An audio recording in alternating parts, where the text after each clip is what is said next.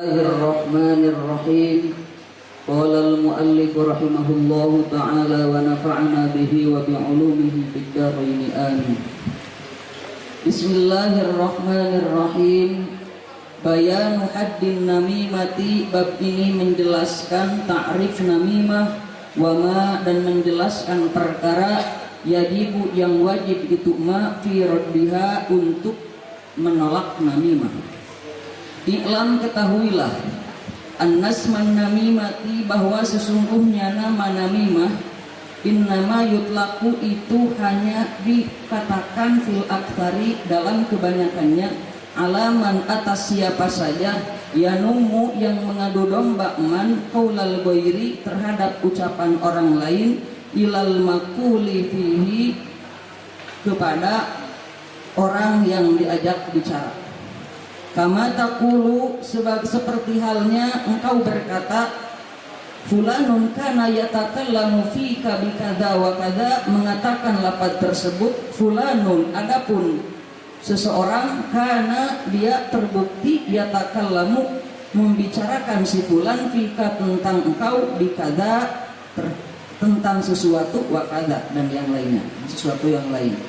Walaisat, dan tidaklah, apakah an-namimatu, nama namimah itu, mukhtasatan, dikhususkan, bihi, terhadap man yanummu qaulal ghairi, bal hadduha, namun akan tetapi takrif daripada namimah itu, kasfuma, adalah membuka perkara yukrohu, yang dibenci, tidak disukai. Apa yang tidak disukai? Kasfuhu, dibukanya itu ma. Sawaun, sama saja, karoha, tidak menyukai hu, terhadap ma yukrohu kasfuhu, siapakah? Al-manqulu anhu, orang yang yang dinamimahinya, awil manqulu ilaihi, atau orang yang diajak namimah, au karoha, atau tidak menyukai hu, terhadap ma yukrohu kasfuhu, siapakah? Thalithun, orang yang ketiga. Wasawaun, dan sama saja, karena ada, apakah al-kasfu, membuka aib itu, namimah itu, bil qauli, dengan ucapan, au bil kitabati, atau dengan tulisan, au bil ramzi, atau dengan rumus, au bil imai, atau dengan isyarah yang khafiyah. Wasawaun, dan sama saja, karena ada, apakah al-manqulu, sesuatu yang dibuat namimah itu, minal a'mali, berupa perbuatan, au minal aqwali, atau berupa ucapan. Wasawaun, dan sama saja, karena ada, apakah al-kasfu, membuka atau membuka majukroh itu, bil qauli, aiban, itu adalah aib, wa naqson, atau kekurangan, fil manquli anhu, tentang orang yang dinamimahinya. Aulam yakun, atau bukan aib dan bukan naqson, bal haqiqatun namimati, akan tetapi adapun hakikat namimah itu, ifsya'us sirri, yaitu menyebar luaskan rahasia. Wahatus. Selanjutnya pertanyaan dari Dewan Juri, kami persilahkan. Ya'lam anna isman namimah inna yutraku fil aktsari alaman yanumu, ya. Tadi baca yanumu. Iya. Qaulal ghairi ilal maquli fihi. Arti ini ya, tekstual dari al-maqul fihi itu apa? Maqul fihi, orang yang diajak bicara, atau isi bicaranya, kontennya. isi yang saya pahami isi bicaraan, Kontennya nih. kontennya. Tadi saya dengar maknanya itu adalah orang yang diajak bicara. Terus di sini saya ingin pengen klarifikasi. Di sini banyak sawaun ini, Anda bacanya itu sawaun, rofi. Iya. Padahal di situ ada sawaun kana. Iya. Kananya ini ya kenapa? Kenapa enggak sawaan? Yang Meskipun itu gitu. Yang saya pahami di sana boleh sawaun, boleh sawaan. Ketika dibaca sawaun, sawaun menjadi khobar muqaddam karena mubtada muakhar yang dibentuk dari isim muawwal bisyari. Oke. Bukankah kalau kana itu dia amalnya itu mutasarrif? Iya. Tidak hanya fiilnya, sampai masdarnya, sampai isim fa'ilnya, sampai di yang lain ini di beramal juga. Iya, Mutasarrifnya. betul. Nah, kalau tetap diartikan sebagaimana khobar, dia itu dari mubtada ya tadi. Iya. Jadi dia itu khobar dari mubtada yang ditakdirkan. Kalau yang saya pahami mubtadanya jumlahnya kana, isimnya, dan khobarnya. Oke. Jadi kana kaunu. Nah, harusnya khobar itu kalau itu dari kana, mutasarrifnya nasab kan? Ya. Nah ini kenapa khobarnya takwilu kana tapi dikatakannya sawaun kana ini kenapa? Saya pengen klarifikasi itu. Maksudnya gimana Pak Kiai? Di sini kan Anda baca wasawaun kana al-kasfu bil qawli aw bil kitabati aw bil ramzi aw bil ima'i wasawaun kana al-maqulu min al-a'mali aw min al-aqwali wasawaun kana lagi gitu kan. Nah, kalau sawaun yang di atas kayak bal hadduha kasfu ma yakrahu kasfuhu sawaun waroharul maqtul sawan kariharul maqtul itu saya taslim di sini karena nggak ada kana. Anda bahasanya rofa saya taslim. Tapi di setelah sawaun berikutnya itu banyak kana setelah sawaun. Wasawaun kana dan lain-lain. Nah, klarifikasinya adalah kenapa tetap rofa, kenapa nggak nasab? Karena yang saya pahami sawaun di sana bukan khobar kana, Bukan khobar kana. Jadi apa? khobar mubtada. Mubtadanya jumlah min kana wasmiha wa khobariha. Coba bikin takdir. Wa taqdiru wa sawaun kaulul kasfi bil qauli. Nah, kau dulu juga kan? Ya. Kenapa nggak nasab gitu? Kan karena jadi mubtada, sedangkan mubtada al ismu marfu'un al ari al marfu' Enggak, salahnya tetap khobar kan? tetap khobar Tetap khobar dari kana kan? Ya. Yang tadinya kana diganti kau gitu kan? Sedangkan kana itu yarfaul isma watan sibul khobar. Nah itu klarifikasi itu yang saya pengen. Mana kan sibul khobar? Saya pahami tetap sawaun di sana tetap dari khobar dari lapan kaunu, sedangkan khobar kaunu adalah bil qauli ayat mustaqirron bil qauli. Oke, jadi kaunnya tetap isim. Tetap di sini. Jadi Nah, dan kanannya adalah khobarnya. Khobarnya kaun tadi ya. iya. Terus terakhir di sini ada dua istilah namimah yang saya pengen tanya. Ada al-mangkul anhu, terus ada apa itu?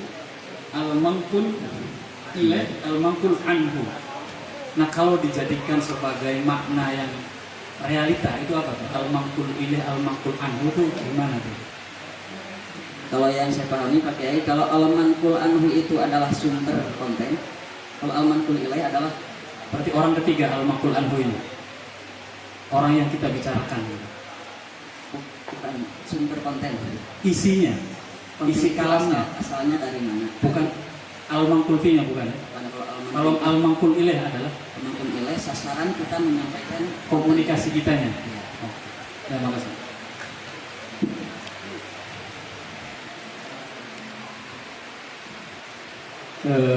Namimah ya, ini menjadi cenderung menjadi kebiasaan publik ya di era medsos ini ya.